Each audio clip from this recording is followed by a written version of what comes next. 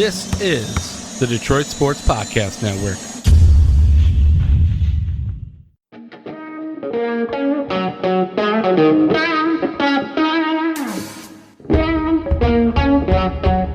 The biggest icon in podcasting.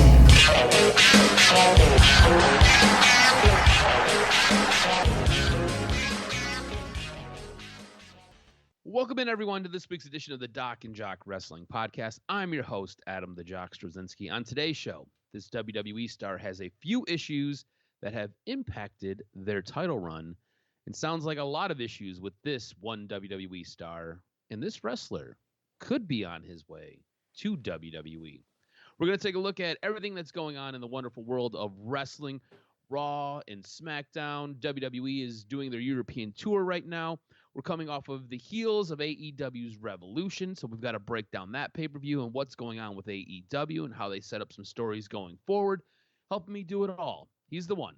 He's the only. He is the Doc, John Macaroon. What's up, cuz? Man, what a week of wrestling. WWE is overseas. AEW coming on the heels of Revolution. I thought the pay-per-view was great, but the Dynamite after was really kind of irrelevant. A lot of people are not happy with what happened in the main event of Revolution. We're going to break it all down. Intriguing, interesting stuff going on in the world of wrestling. Let's go. Let's break down Revolution. I thought overall it was a pay-per-view that right up until the main event, many would argue, all right, this is one of their staples. This is what people really enjoy about AEW. But then it just, when you get overall to the main event, and we'll talk about it, I just thought that the critiques that people had definitely made sense in regards to storytelling. Look, they took a chance. They shared their vision of what they wanted to do, but completely, I thought, when you have a cash-in and the person that's holding a really valuable asset doesn't win it, it just wastes. It's just a waste. It's poor, very poor storytelling, and it was a decision, I think, that has sent reverberations around the wrestling community. People don't like it, and I just think that it kind of put a damper on an overall, what I rated to be a B-plus pay-per-view. I thought it was good. It was definitely some great wrestling. I thought everybody put in their effort. Everybody got their stuff over, but in the end, what differentiates, I think, right now, WWE and AEW is when it comes to the conclusion of a lot of different stories, many people are like, oh, I feel satisfied. Yeah. Building it the way they did would not leave you to be satisfied. So it was disappointing. So that's what I thought brought it way down from what could have been an A-plus pay-per-view. It was just, you cannot do that. So let's go. Let's get into it. We're going to just kind of highlight the victors and a couple matches that we thought were intriguing in regards to what it means for the future. But yeah, Revolution, I thought, could have had a chance to send AEW skyrocketing into 2025. Instead, it just opened up a bunch more complaints from people who were pissed off at the ending of the main event. Yeah, it really felt like it was kind of what AEW does, right? When it's a pay-per-view, they generally hit it out of the park. This was a really, really good pay-per-view, like you said, right up until the main event, where it got a little confusing. It just got overbooked when it really comes down to it. And like you said, we're gonna break down the main event because there was a lot of things that happened with it. But overall, if you don't count that last match, I thought this was an outstanding pay-per-view. Again, it's what AEW does. We talked about it a little bit last week. Don't really feel like they do a fantastic job getting you to the pay-per-view with their booking. But when you get to the pay-per-view, you are usually completely satisfied. You were like, wow, this was fantastic. It's like the appetizer and the salad that you get before the meal usually kind of suck, and then your main course is just phenomenal. And that's kind of what AEW does. It's the week-to-week shows are sometimes a bit of a grind to get through, and there are things that we would love to see be better, and it always ends up leading up to what is a fantastic pay-per-view. So this was really, really good up until the very end, and let's just kind of jump in. So we had our pre-show. Like we discussed last week, there were going to be multiple matches added at the last minute to this pre-show. So kicks off with Commander and Hologram. They defeated Lee Johnson and Blake Christian. You then had Daniel Garcia in Undisputed Kingdom versus Shane Taylor Promotions. They ended up winning. You had the ROH World Champion Chris Jericho versus Gravity. Now, this match never got started because Jericho ended up beating down Gravity and then unmasked him. Gravity is Bandito's brother, so this was a way to get back at Bandito. You had Bandito and Gravity's mom in the front row and his sister, brought them into the ring, threatened to hit them with the baseball bat. They were crying. It was this whole big to-do. Chris Jericho looked like an absolute turd. Orange Cassidy, Big Boom AJ, and Mark Briscoe defeated Johnny TV and MXM Collection. That was the one match that we had from the pre-show that we predicted. We both got that one right. All right, so then we get into the main card, and we open with Hangman Page defeating MJF. Now, this was a fantastic match. This match was so well done, and this is one of those matches that it really does help you build towards what's coming down the line. This is just the first installment of what we're going to get between these two, and I thought this was absolutely incredible. What did you think of this opening match? Because this really helped set the tone for what would become the majority, if not almost all of the rest of the card. Well, obviously, naturally, I hated it. I thought the wrong guy went over. But look, I understand. MJF is made. He doesn't need to. He doesn't need to get over. He doesn't have to win every match. But I look at it like, okay, you have this commodity in MJF, and he can have a match with everybody, right? He can have a match with any single individual in AEW, and he can put on a good match. He can have great spots. People are going to be naturally invested. I understand that Hangman Page is also kind of in that same boat. That you could also argue that he kind of has been, in teetering in that mid card range, then in main event status. So he needed a little bit of a boost. So I can see the reasoning, but when you have a mega star, like this is different. Like this is not one of those situations where MJF and Hangman Page, whatever was going to happen, was going to devastate their career. So Hangman Page losing would not have been all that devastating. I thought MJF is such a big star that he's got to be in the title picture. He's got to be in the upper echelon, looking at Moxley, looking at Okada, looking at Will Ospreay. And I just thought that when you have a heel like MJF and he loses, it's harder to take him more seriously as this badass individual. Like he needs to go on a run where nobody defeats him and he gets to that really red hot level. But now it's not there yet, but he's teetering on becoming and sliding down to being just a guy. So I'm curious to see how it's going to play out moving forward. But again, I am biased. I thought MJF should win the match. But Hangman Page is a great performer. He is somebody that you can really bank on to be. And I don't know. I wonder. I guess it begs the question, because do you think that Hangman Page could be somebody that is viable as a consistent main eventer? I don't know. Remember, I don't know, because I put him at like tier 2, just below the Okada, Ospreys, Moxley, Edge, all those guys. I just put him like number 6.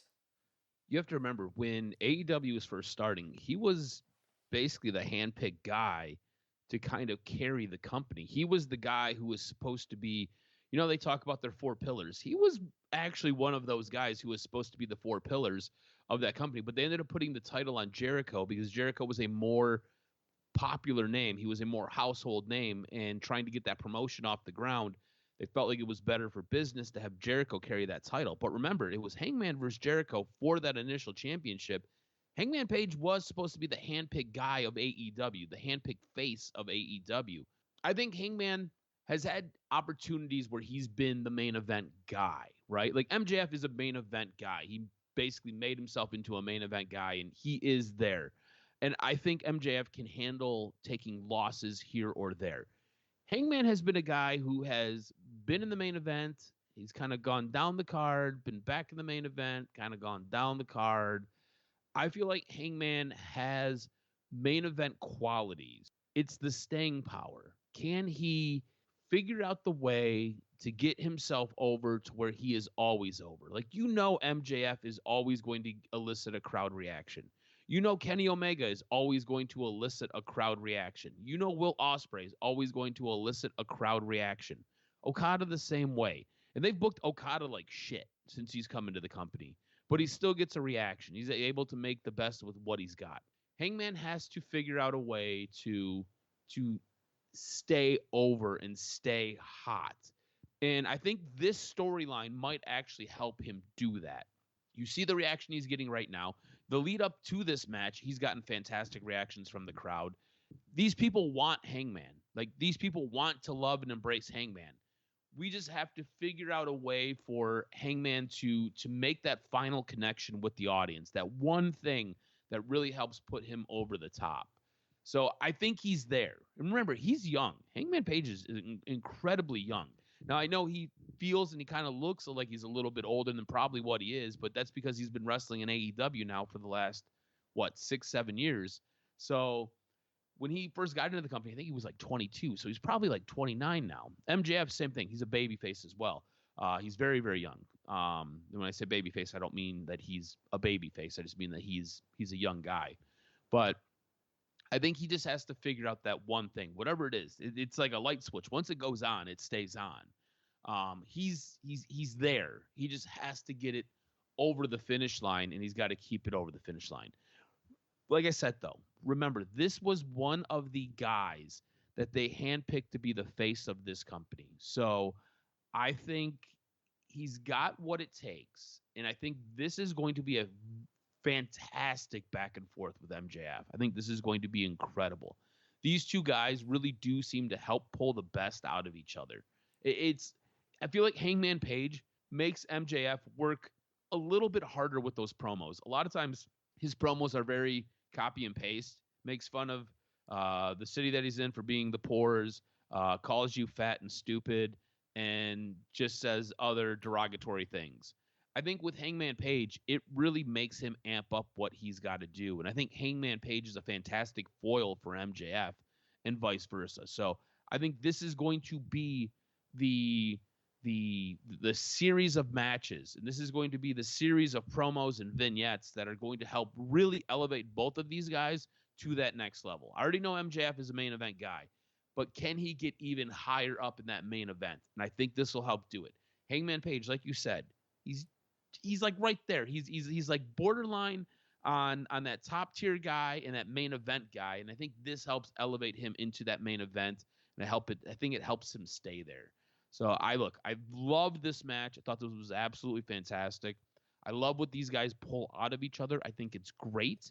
And I think this was a really, really wonderful way to open up this show. We then had our TBS championship match. Mercedes Moné ends up defeating Momo Watanabe.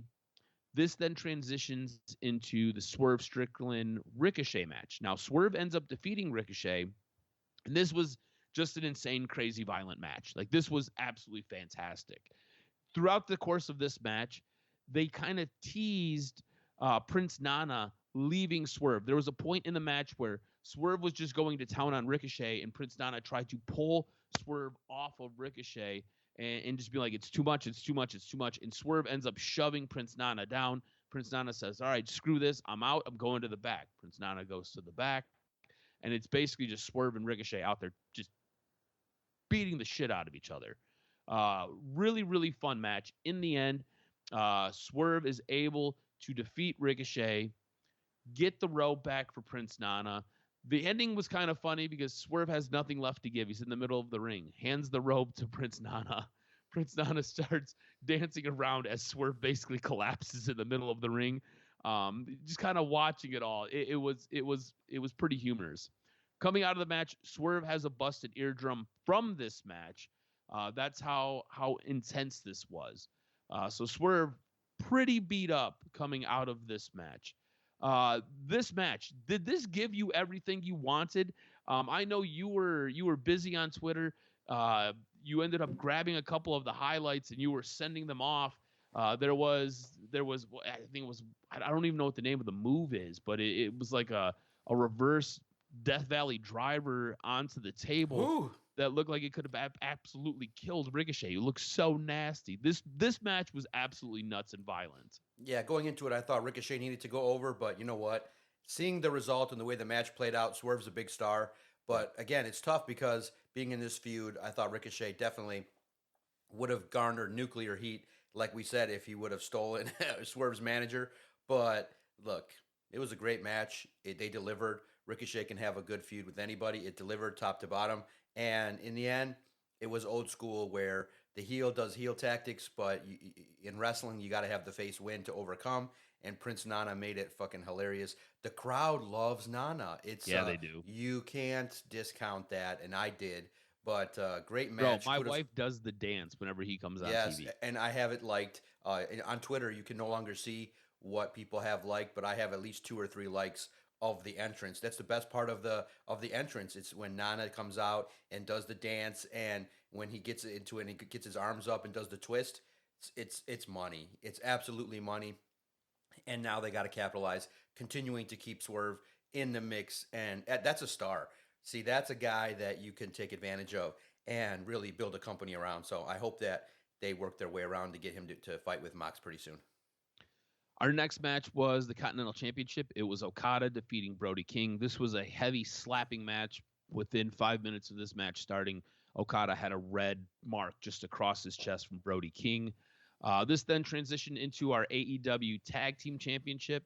You had the Hurt Syndicate. They ended up defeating the Outrunners to retain their belts. And then that moved into one of the bloodiest matches I've seen. You had the AEW Women's World Championship. You had Timeless Toni Storm defeating Mariah May.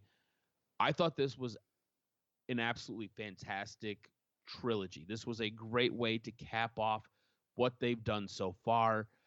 I thought this was absolutely wonderful. The match ends with them both up at the top of the ramp. They're both bloody, blood everywhere because they ended up hitting each other with champagne bottles. And they're just oozing blood all over the place. And Toni Storm gets Mariah May up and slams her through a table, and then gets the 1, 2, 3 at the very top of the ramp. And across the big screen, it says "The End," and it was a picturesque moment. I thought this was absolutely fantastic, and to get this out of the women, I thought was so good. And I thought the way that they've kind of laid this card out up until this point, if you kind of go back, you come out the gates incredibly hot. You then kind of tone it down a little bit with that Mercedes Moné match to only ratchet it back up with the Swerve and Ricochet match, which was incredibly hot. You then get a heavy slapping match, so not as violent, but just as heavy with the Okada match, to then kind of bring it a little bit down with the Hurt Syndicate and the Outrunners. Again, not really sure why that wasn't on the pre-show, but whatever. To only then ratchet it back up, and now we're hitting the gas now. Now we are making our way to the back end of this card, and we are hitting the gas. And this was one way to really help shift this pay-per-view into overdrive. What did you think of the Timeless Toni Storm and Mariah May match? Like I said, this was probably one of the bloodiest matches I've ever seen, especially for a women's match. And I thought this was a great way, and I think this was probably the thing I really took out of it. This was a great way to really cap off what has been a fantastic story for both of these women. Got to remember, this really helped elevate Mariah May, and this is a long-term build. You also got, I know you're not a huge fan of the Timeless Toni Storm character, but this was a fantastic way to really help elevate this character with Timeless Toni Storm.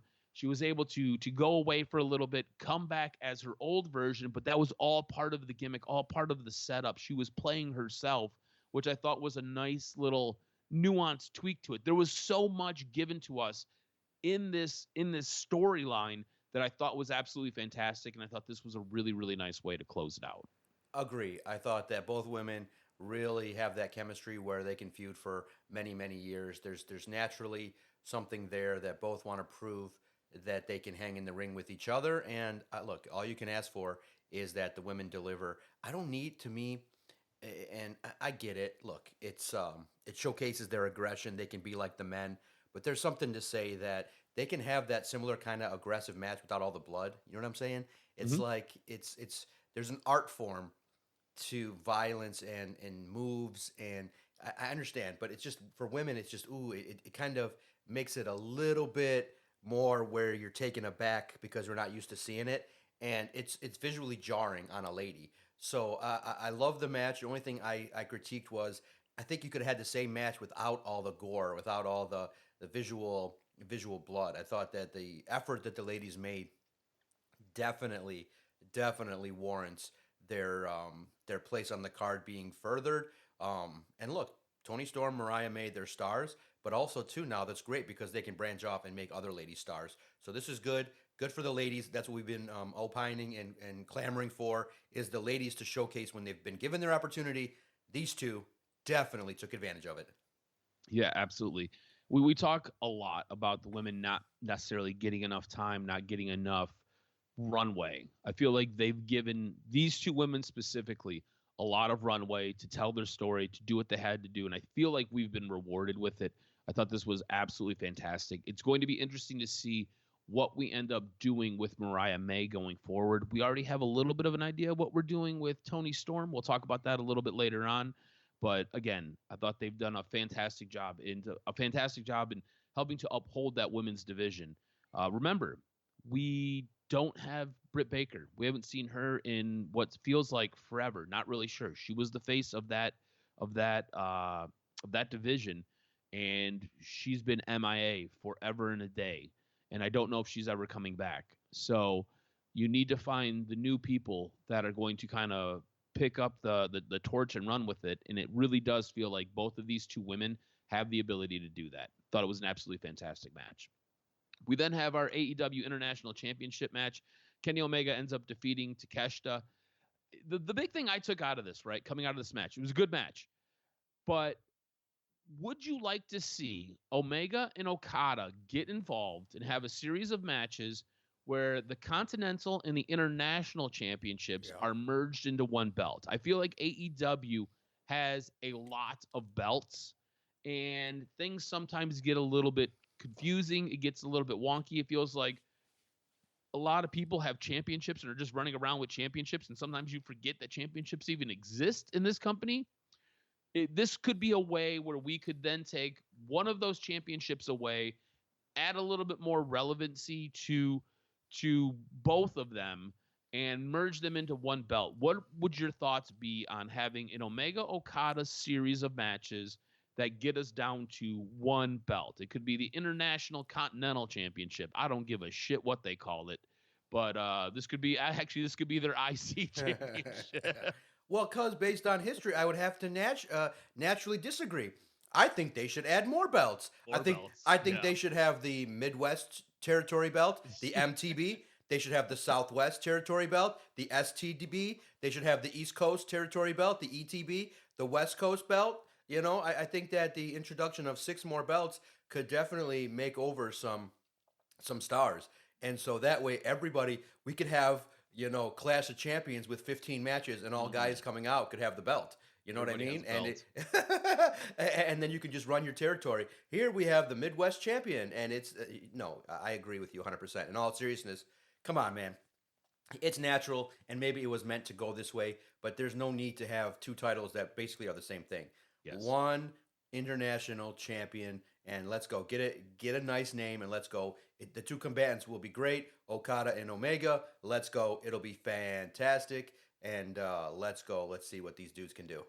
And the thing about it, too, is, right, we have the Continental Classic every year.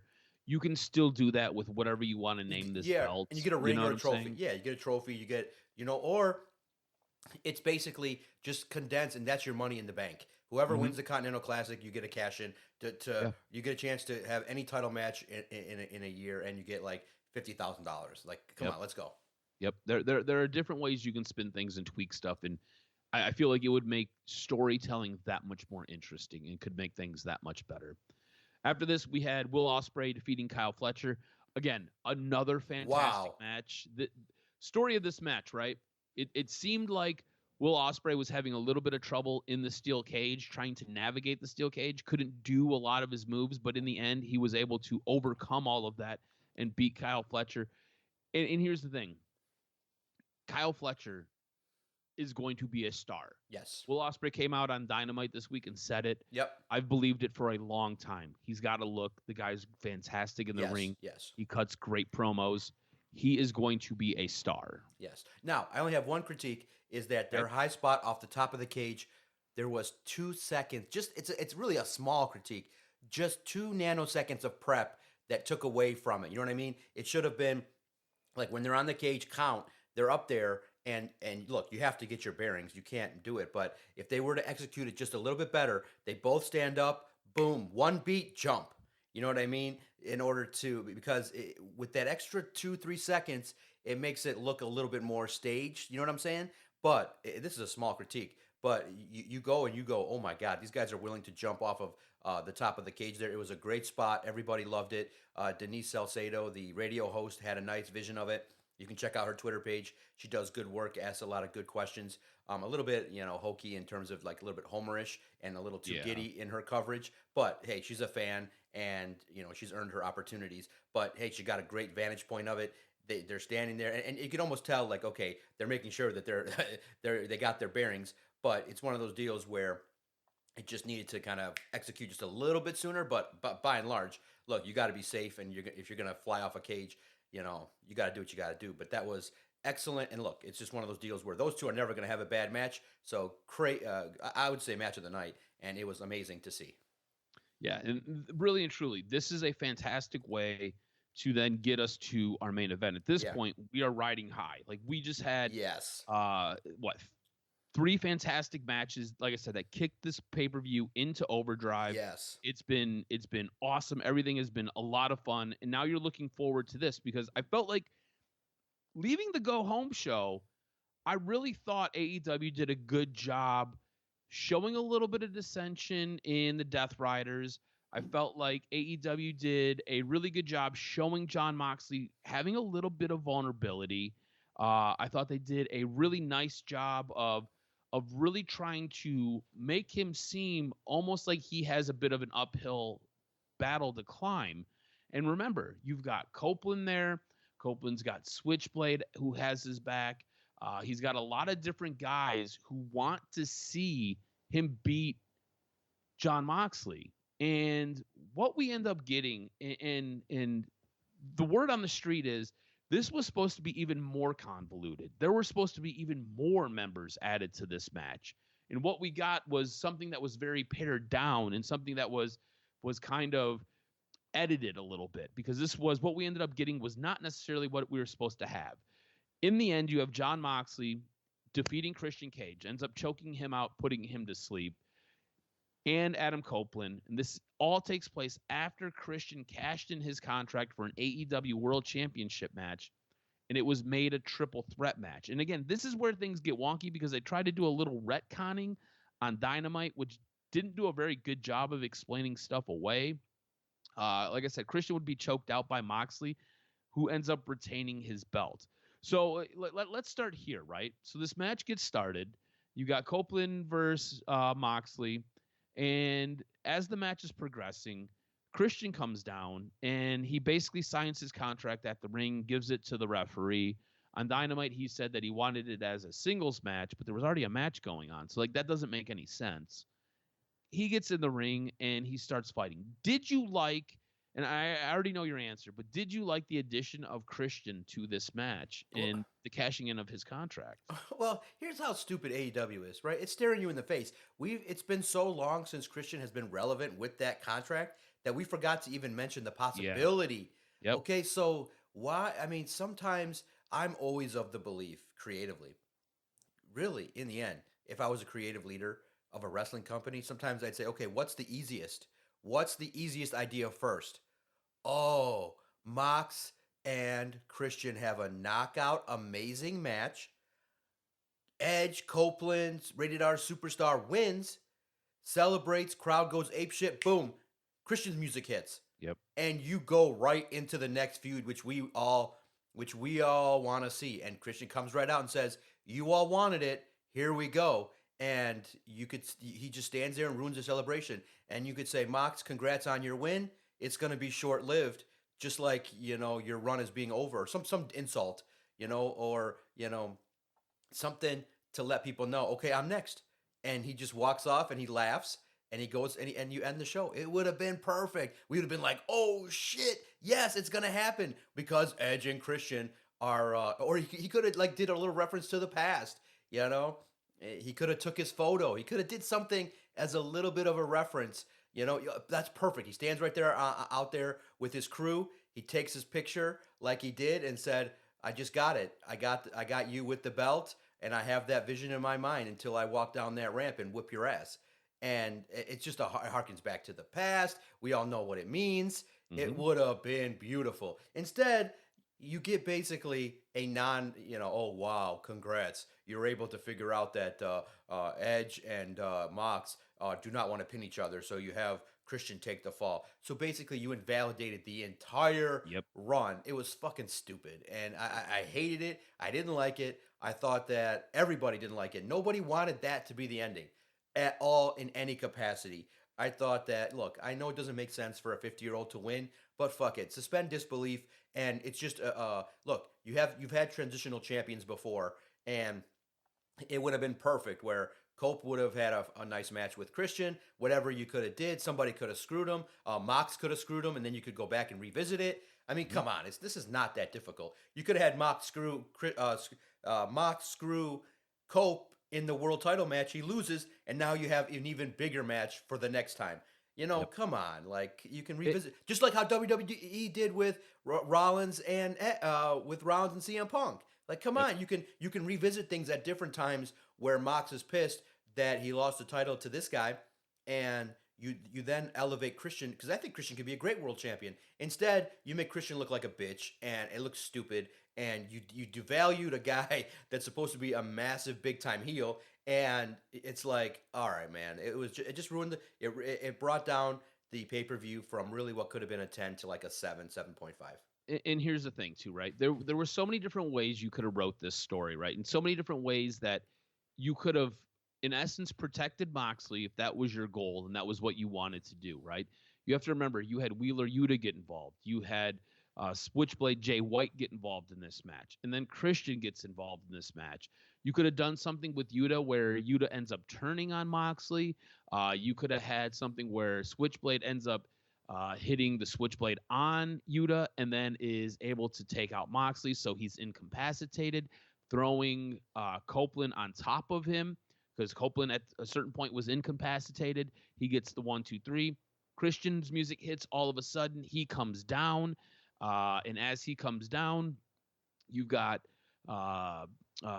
Copeland waking up and kind of putting 2 and 2 together to only see him now standing across from Christian, and he's the new champion. To have Moxley now waking up and Moxley from behind low blows Copeland, and then you have Christian take advantage from there. Like, there were so many different things you could have did that could have made this better.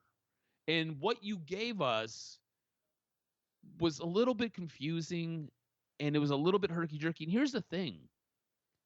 According to reports, this wasn't even the most confusing. This was the least confusing thing that they came up with. They had something that was way more convoluted and overbooked. So, like, thank goodness that somebody came in there with an eraser and was like, no, we're not doing this, we're not doing this, and we're not doing this. We're just going to go ahead and do this. Like, thank God that somebody did that. Because could you imagine if there were like 3 other guys involved in this match? Like, what the hell are we doing? Yeah. This is supposed to be for your biggest title in your company. Mind you, we haven't seen this championship. We haven't seen what it looks like in, it feels like almost a year now. Like, it's been supposedly toting around in a briefcase, which doesn't make any goddamn sense because you and I both agree it's one of the best looking belts that are made out there, and we haven't seen it in forever. So a lot of this just doesn't make sense. And again, if you're trying to protect Moxley, you had multiple ways to protect him, and you had multiple ways to get that belt off of him and get it onto somebody else, and then you could go with a different storyline there. They didn't do that. It's weird. It was messy, and it really did take away from what was a really good pay-per-view, especially coming down that backstretch. That backstretch was home run, home run, home run, and then we got to this, and it was foul ball out. Yeah. You know what I'm saying? And so you said it perfectly. You said it just perfectly. Your main event should have your top creative ideas, and they should be the best ideas. And this was far from it. And everybody was disappointed. Nobody liked it. And that's, if that's your goal, fine. But that's not how you grow and get your company to invest. Because after that, I was just like, I don't care what happens on Dynamite. Yeah. There was nothing that said I want to go back and see what happens because I don't care what kind of dumbass lame excuse they were trying to use with this. Mhm. I just thought that you needed something fresh, and I just think that, look, I get it. John Moxley's the heel. You don't like it. He's the champion, but I just think that there could be so much better options to move this along, and it wasn't the best idea. Nobody liked it, and it really marred what was a good pay-per-view. Yeah, absolutely. When we look at calling the card, I end up getting the point because of the Hangman selection from the opening of the show. I lead you by 5. But now, after this pay-per-view, like you said, it sets you up for Dynamite. And coming off of the heels of that pay-per-view, you really didn't want to watch. You were a little bit upset. You were kind of frustrated by what you got. But I do think there were some good things that came out of Dynamite. I want to start with Toni Storm. And obviously, I praise her quite a bit. I thought she cut a very racy promo. She basically said she's not a pussy, and she told all the girls in the back to throw their keys in the fishbowl and get ready for the orgy. She had said some stuff that I wasn't really sure you were going to be able to say on TBS, TNT, whatever station it's on. I wasn't 100% sure you were going to be able to say these things on what is more of a family-focused channel. Anyways, Toni Storm cuts her promo and basically tells all the girls to get ready in the back for whatever's coming, and she basically opens it up. Who wants it? Come get it. Well, who steps through the back but your favorite person, John, your favorite female? She's got a fantastic look. Physically, she is imposing, and her in-ring work is good, and I think it has the ability to get better. Not actually heard her cut a promo since she's been in AEW, though. But Megan Bayne comes out and attacks Toni Storm, laying her out, and then poses at the very top of the ramp. This isn't the last time we'll see Megan Bayne, though, this night. What do you think about Megan Bayne, Toni Storm getting into a feud together? Yeah, perfect. I think that there's no need to take it easy with Megan Bayne. I'm excited to see it. So that was good. I felt like, okay, all the creative juices are going toward Toni Storm. Hey, she'll take advantage of it, and I'm intrigued by it. This also makes sense with all of the wins that Megan Bayne has been accumulating recently, right? It helps seat her as that number one contender. So again, when we bash AEW for stuff, we've got to turn around and we've got to say, hey, good job. Yes. Good job setting Megan Bayne up to look like she's a legit threat and having her come out take out Toni Storm. I thought it was well done. Thought it was fantastic. We did get the introduction of Speedball Mike Bailey. He debuts for AEW. They have a tournament currently going on for Kenny Omega's belt that he recently won off of Takeshita. Speedball Mike Bailey was slotted in as the wild card selection. So we kind of knew he was showing up. We didn't know when he was showing up. You are a fan of Speedball Mike Bailey. Did you like this debut for him? And did you think this did a good job of really introducing the AEW crowd, people who maybe weren't as familiar with Speedball Mike Bailey? Do you think this did a good job of introducing him to the world, into the AEW audience? Yeah, no doubt. I thought that Speedball did a great job, and I think people will come to understand that he can work in the ring. Obviously, at TNA, I got a great chance to see him live and in person at Bound for Glory. So all I can tell you guys is just wait. That was just a debut. He can bring it. He's an aerial assassin. He's fluid in the ring. He can do a lot of good things, and I think he's a valuable asset that AEW should take advantage of. All right, so I agree with you 110%. Not all things on this Dynamite were good. Penelope Ford, Willow Nightingale, they have a match. Thought the match itself was fine. What happens in the end, Penelope Ford gets a chair. And we talked about Chairgate a couple of weeks ago. We talked about the follow-up to Chairgate and how it was poorly done. Penelope Ford gets a chair, and she goes to hit, I say hit with finger quotes, goes to hit Willow Nightingale in it. Instead, she just kind of taps her back. Just taps her back. Last night, I was in my kitchen with my wife, and I was messing around with her, and I had the top part of the baby's high chair, and I was doing wrestling moves on my wife, and I was like, this is a steel chair, and I hit my wife harder with that than Penelope Ford hit Willow Nightingale with the steel chair. Look, I'm going to need the ladies to do one of two things. Either one, take a class on how to use the steel chair, or two, just don't touch the steel chair at all. Because I'm watching this unfold and I'm like, okay, this could be good. This could really help establish a little bit and really help set stuff up. Instead, I'm left saying, what the fuck? And I'm totally taken back and removed from the suspense that I put myself in, because it's just not clean, it's not crisp, and it's definitely not believable. In the end, Chris Statlander comes out. They're looking to take out Penelope Ford, only to have Megan Bayne come out and absolutely wreck shop. Which, again, you're building Megan Bayne, which I thought was really, really good, especially with her taking Toni Storm out earlier. She ends up taking out Chris Statlander and Willow Nightingale. I thought that was well done. But I need the ladies to leave the chairs alone. Did you see this, and what did you think of it if you did? Yeah, I saw it. I was just like, oh my God. But it's been a continuation of what's happened. So I just thought that, my goodness. Um, it's tough because I think the girls are not really used to using a chair and they don't want to hurt each other. So it's just, you're absolutely right. Just don't do it. If you can't sell it properly, you make it look worse when you have to protect the business at all times. And if you make it look like you're trying to protect someone with a chair, just don't do it. And that's just a simple advice.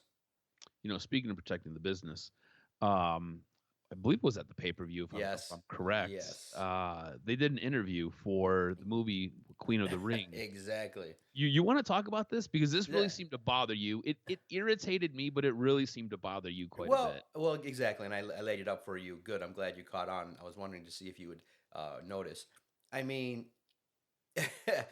if you're going to interview somebody, the last thing anybody should ever say is, "Oh, and I realize that this is fake." Yeah. It's into a microphone live in front of your audience. Yeah. Everybody hated it. Nobody liked it. Look, it's an outsider. Everybody knows it, but it was kind of stupid and cringe. And it's just really simple. I mean, it, the number one thing that always bothers me in life is just the basics being overlooked. The basics. Like, hey, make sure you publish your podcast and then share it. Like, hey, it'd be like publishing a podcast and not telling anybody, hey, it's out there. And we've never done that. In 11 years, we've announced every podcast we've ever done. We've never forgotten to announce the podcast. All you got to do with this lady is tell her, here's what the message you're going to deliver. Wow, in my time learning about you guys are some tough SOBs. You guys are crazy. I could not do what you guys do. You guys are crazy, and I respect what you do. That's all you got to do. I respect what you guys do. Or I learned that you guys are the best athletes in the world, better than NFL athletes, better than the not better than the WNBA. Caitlin Clark should come try this. Like, you could get a little bit of rub off of some attention. You could have the number one thing you went to is this is fake. Like, I mean, you could have even just had some fun with it and just said, I can see why people like you guys more than WWE. That would have been funny, or something intriguing to get some attention. But you got the attention like they've always done for something stupid, where you have a lady come out and just tell everybody the company's fake, which is bullshit, which is just dumb. Everybody just laughed at it, and it's just par for the course. Let me put it to you like this. I was watching, so I've got a Samsung television in my living room, and I've got Samsung TV, which gives you a bunch of free channels. I'm a huge nerd. I love Transformers from when I was a kid, like Generation 1 Transformers. So I have a channel that is dedicated to nothing but Transformers, and it's all different iterations of Transformers. It's Gen 1 Transformers, Gen 2 Transformers. It's Transformers Animated, Transformers Cybertron, Transformers, I don't know, Animal, whatever. So it's all these different versions, and they just basically fill time on this channel playing reruns of Transformers. And each day, each basically version of Transformers gets like a 2-hour block that they just kind of play back-to-back episodes of Transformers. I was watching an episode the other night.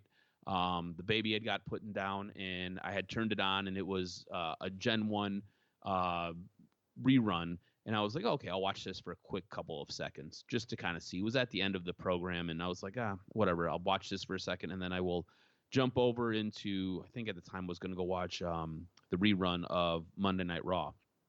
And I'm watching it, And there's a point where one of the Transformers says to Spike, he's like, "It's just like your wrestling. Your wrestling's all fake." And I was like, "What?" I was like, "How did I miss this when I was a kid?" Right? Like it was blatant. I was like, "How did I miss this?" So I waited for the end of the program because they give the copyright year, like the year that it aired. And I was like, "Man, that was 1986. They were calling this out." And I was appalled. I was upset. I was like, "Why would you do that?" Like, because I remember as a kid, like my life revolved around basically Transformers and a few other cartoons and wrestling. Like Saturday morning wrestling with my dad was like the thing, And then if I had the chance to go over to my grandma's house because she had cable, I would watch Monday Night Raw. And I would watch Monday Night Raw until my mom forced me to leave. So like, why would you do that? And like why would you say something? Like I was pissed. So like to be at an actual event that you're supposed to be promoting your movie and you're doing it in front of this crowd, why would you come out and why would you do that? Like you said, protect the business at all costs. Like we all know at this moment in time, wrestling is fake. Like kayfabe for the most part is dead, you know? But at a certain point, you still have to work on protecting what is going on in the business. And to have somebody like that come in and do that and just kind of shit all over it, it's appalling and it's upsetting and it is frustrating. Like I said, I was upset at a cartoon from 1986 that did it. Yep. So it's just it is silliness.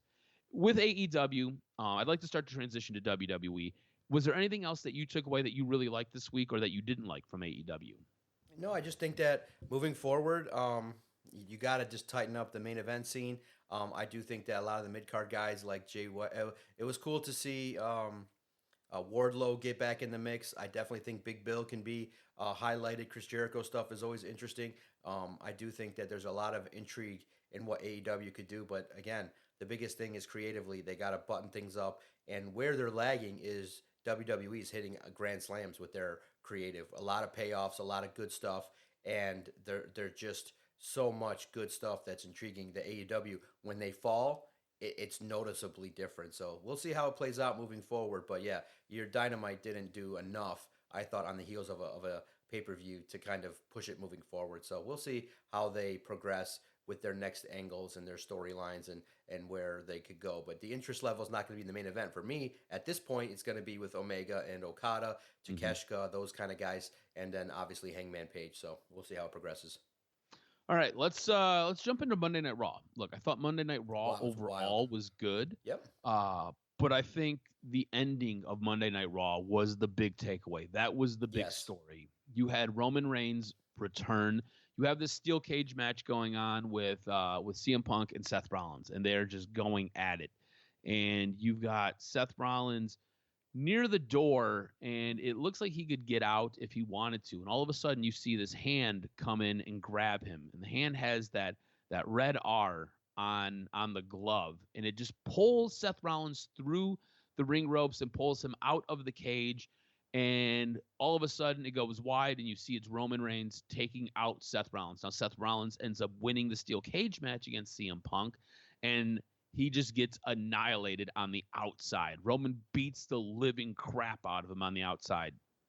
On the inside of the ring, after Roman gets done beating Seth Rollins, he's headed back up the ramp. Crowd is cheering him.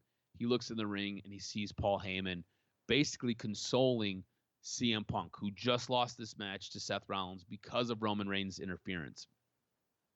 Roman Reigns then goes back into the ring and ends up annihilating CM Punk.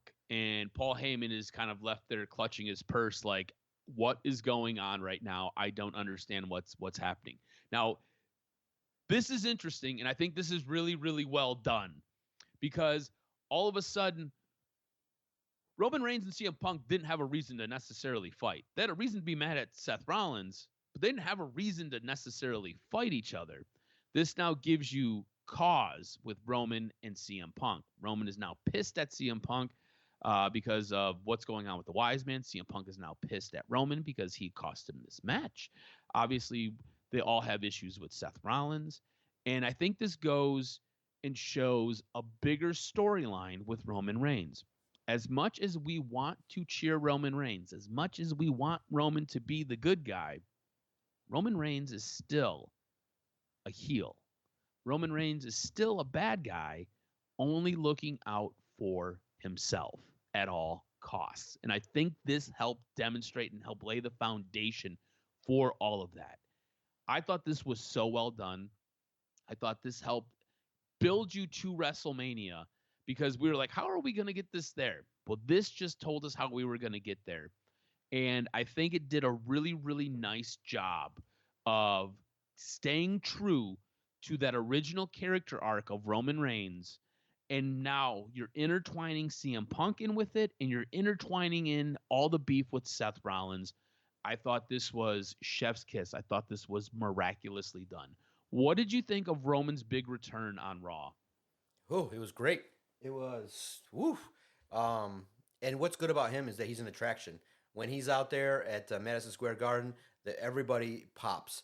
It's definitely intriguing. I know it's not the best idea for a triple threat at WrestleMania, but you got three big stars, and the way in which they tell the story, I think, will definitely be intriguing regarding who gets over and what's maybe the favorite gets called back into play in regards to CM Punk. So there's a lot going on, but it was a great match. CM Punk in the Garden's always great. Rollins hyped it up with a radio interview on WFAN. I thought if you go check it out on YouTube, spent 30 minutes talking the business and the work that he's done. Great stuff. The Garden's always special. I thought the cage match was cool, and then Rollins getting pulled out was great. And seeing CM Punk laying there definitely was a visual. Yeah, it was, like I said, man, I thought it was so well done. I thought they did a really, really nice job with all of it. Now, SmackDown was a little bit different for me, okay? I kind of felt like SmackDown was a show. Now, it was a good show with a lot of good to great matches, but it really felt like SmackDown, and they do this sometimes with these European tours, it felt like it was more of a show to set stuff up for next week. It really felt like this was the show where it was like, hey, we're going to have this guy show up. He's going to cut a promo and he's going to tease something next week. Hey, we're going to have a promo. We're going to have a guy says it. Like, I think this was no more evident than with Cody Rhodes, right? They spent the whole time promoting Cody Rhodes on Miz TV. That segment was all of 5 minutes, and half of that 5 minutes was Cody Rhodes' entrance music. You know, he ends up cutting a promo and he's like, hey, I'll be in Brussels next week. I'll see you there, John Cena. Like, that was it. And then it just went to a commercial, and you're just kind of like, all right, that was what I was waiting for. That wasn't great. So I thought it was a good show. I don't think there was a ton to take away, and I don't think there was a ton that really set anything up necessarily for WrestleMania, but I did feel like it set stuff up for next week. Now, Yes. The big thing coming out of this was we had a change in our tag division, and it really does feel like SmackDown is really pushing the tag division a lot. It feels like it is finally getting a major push on SmackDown.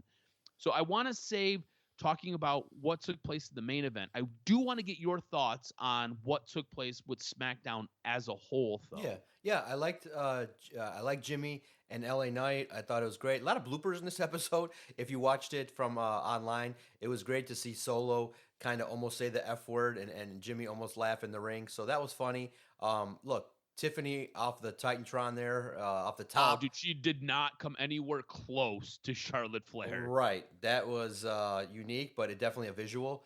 So I thought SmackDown in regards to the Barcelona show. Look, Randy Orton and Paul Heyman got huge pops. I love the crowd. I thought Randy Orton winning against Carmelo. Carmelo definitely sold and made Randy even look bigger than he was, which was awesome. I love the springboard that Carmelo did to the Steiner Bulldog move. I thought it was great. I thought that when he flung himself from the rope there, he shot himself. It was great. It was a great visual. The RKOs were great. Definitely the crowd definitely added to the excitement level. And then the hometown gimmick of the night, which I thought was cool, even though there was a size mismatch and there was never going to be an opportunity to ever see a victory. But Axiom and Gunther, it was just like a hometown home show kind of thing. You know what I mean? It's like, oh, Yes. cool. The hometown guy gets to come out, gets the pop, and yeah, the luchador. But we did get to see this week because the vignette. But I'm confused on one because I didn't bother to look afterward. Clearly, we know that Rey Fenix is coming to WWE, and I mean, it's pretty clear. But there was one where they went to dark, and then the number 4 came up. What's that about? It was right before like the midpoint of the show. They have a commercial, and they come back, and there's like all this black darkness. The number 4 pops up, and then it fades out, and I'm like, what the hell is this? And I didn't bother to look it up. I have no clue what that was. Did you catch that? And what the hell am I missing? I did not catch that. I'll have to go back and Yeah. watch. So I ended up getting into SmackDown about an hour late. Got it. We on Friday we ended up making dinner, and then we ended up feeding the baby. The baby took a little bit longer to eat than usual. So then after that, had to get her cleaned up, had to get the kitchen cleaned up, and then get her upstairs, and we had to go through her nighttime routine. So by the time I got a few minutes to sit down and watch SmackDown, it was about 9 o'clock. So I ended up kind of fast forwarding through the commercials, or as it looked like it was going to a commercial, I ended up fast forwarding. So I must have missed that trying to get caught up to SmackDown being live. So I'll have to go back and check that out. I do not know what that is. I missed that. I missed that completely. So I'll go back and check it out, and hopefully next week I'll have a little bit more insight and we can talk about it. Yeah, no doubt. But SmackDown was cool. I agree with you. B+ show. All right, and then like I said, the tag division getting a major push. We now have new tag team champs. The Street Profits end up taking out DIY. I want to get your thoughts on the Street Profits now being 2-time tag team champs. I also misspelled Street Profits on our on our rundown. I got profits like money profits, and they're supposed to be profits like they're predicting the future. So whatever. Anyways, I want to get your thoughts on the Street Profits now being 2-time champs. Yeah, it was great. And I think I could be wrong, and I'll confirm it later next week, but it could have been cause it could have been an Aleister Black reference. All black, all yes. black. They made the reference with the 4.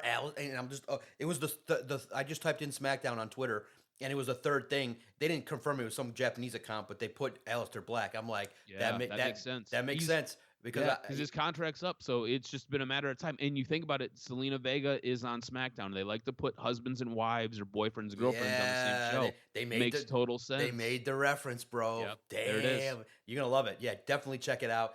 Aleister Black, baby, it's gonna be great. So absolutely, SmackDown. It makes it, like I said, intriguing. But man, some new stars coming back. It's gonna be fun to see on the road to WrestleMania. Absolutely. What was your show of the week this week? Yeah, no doubt. I thought it was Raw from the Garden. It was special. SmackDown could have taken it, but like you said, they just didn't need to do a little bit more to kind of push things forward. But Raw, I thought, was special. From the Garden, everybody always treats it as a special show, and it was a great opportunity to watch a special show that everybody always loves participating in. I agree with you 110%. I think it was Monday Night Raw as well. All right, you ready for some news and notes before we get out of here? Hit me with this week's professional wrestling news and notes. And yes, congrats to the new tag champs. 4 years, far too long for the Profits to have some belt, some gold. Not profits. All right. This WWE star has a few issues that have impacted their title run. On this week's episode of NXT, Julia lost her title to Stephanie Vacour, making her a double champion, holding both the NXT Women's World Championship and the North American Championship. According to Brian Alvarez of Wrestling Observer, this was done for 2 reasons. So, Julia, there's things going on. There is some minor, I was told, visa issues, and there's also an injury which is listed as undisclosed. Julia is said to need some time off for both issues, so the decision was made to have her drop the title. It was a little bit abrupt, so it's a little bit jarring for anybody who's watching NXT and anybody invested in both Julia and Stephanie Vacour. All right, sounds like a lot of issues with this one WWE star. So this story stems from a June 3rd, 2024 episode of Raw, where Bianca Belair and Jade Cargill faced Shayna Baszler and Zoe Starks. According to Dave Meltzer, a half dozen people told him what happened backstage, with claims that Cargill had rubbed enough people in Raw's women's division the wrong way. The report went on to state that Baszler wanted to fight Cargill until management were able to de-escalate the issue. Meltzer has now provided an update on the issues between the pair in the Wrestling Observer newsletter, writing, as the story goes, there has been problems in the ring, some to do with botched spots in the Baszler and Stark versus Cargill and Belair matches. I was told that none would be a problem.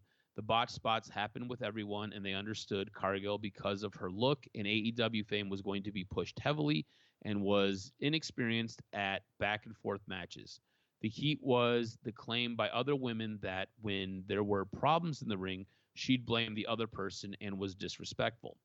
The specific confrontation was Cargill pointing to a bruise on her arm and her telling Baszler that she needed to learn how to work, and Baszler responding that if she was shooting, that you and I would both know.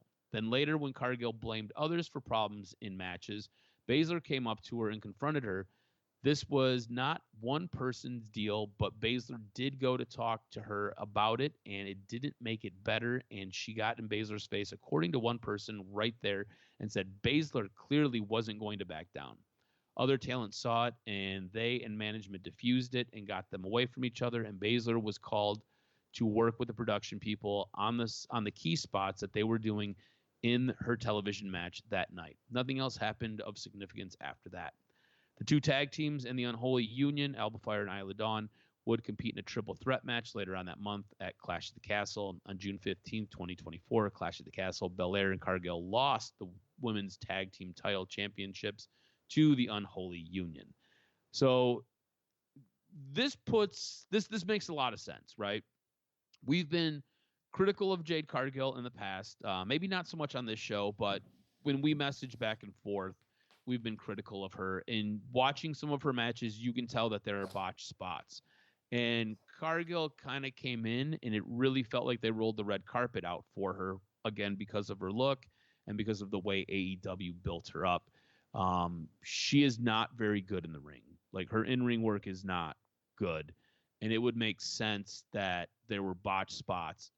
Her blaming other people kind of lets you know that she is maybe not as self-aware, or maybe she does think she is better than what she is. But Baszler is not necessarily one of them women that you really want to mess with, because she will rip your throat out. She is legit a killer and can mess you up. So I guess kudos for Cargill for standing her ground against Baszler, but Baszler's not really the one that you want to mess with. So it'll be interesting to see what happens, because she went away for a while. Maybe she was able to, the thought process was her going away was going to allow her to do more in-ring work to kind of shave off some of those rough edges. We haven't seen her have a match yet. She's supposed to wrestle next week against Liv Morgan. Liv Morgan does a pretty good job of making a lot of people look good, because Liv is pretty good in the ring at this point in her career. So we'll see what takes place next week. I think we need to really watch that match to kind of see if Jade has kind of evolved in the ring or not. So just be mindful of that. And finally, this wrestler could be on his way to WWE. Fightful originally reported that Jeff Cobb, who was referred to in a report as a free agent, is a star WWE has their eye on recently, with one source indicating that Cobb had appeared on WWE's internal roster, which Fightful couldn't confirm. With Cobb continuing on in the New Japan Cup tournament, more details have emerged on a contract between Cobb and WWE behind the scenes. Per Dave Meltzer in the latest edition of Wrestling Observer newsletter, there have been talks between WWE and Cobb, but no confirmation of a deal.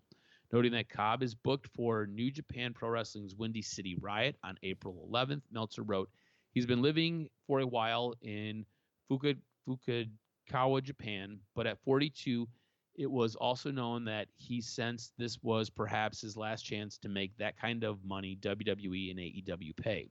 He did turn down AEW several years back because he was happy in New Japan, so happy that he ended up moving there. The only thing we have heard from WWE at press time is that there have been talks, but no confirmation of a deal. Cobb is booked for the April 11th New Japan show in Chicago. So Jeff Cobb could be coming to WWE soon. It'd be obviously after April 11th. So we'll have to keep our eyes and ears peeled for that. But that's going to do it for this week's news and notes, my brother. Make sure you follow Adam on Twitter at AdamRSTROZ. Follow the network at Detroit Podcast. Anywhere that you listen to your favorite audio content, just type in Detroit Sports Podcast, and our content will find you as we break down the world of professional wrestling, AEW, WWE, TNA, New Japan, everything going on. It's great. Check out A&E's Sunday Night Wrestling block. It's great with Rivalry and the LFG show. It's moving along, and it's going to be great. And it's just a great opportunity now in the world of wrestling. WWE is firing on all cylinder on their road to WrestleMania, and it's going to be a fun time as we break it all down, bring you the coverage that you like. If you've agreed or disagreed with anything that we said, hit us up at Detroit Podcast. I can't wait to fire it up next week for the next episode of the Doc and Jock Wrestling Podcast.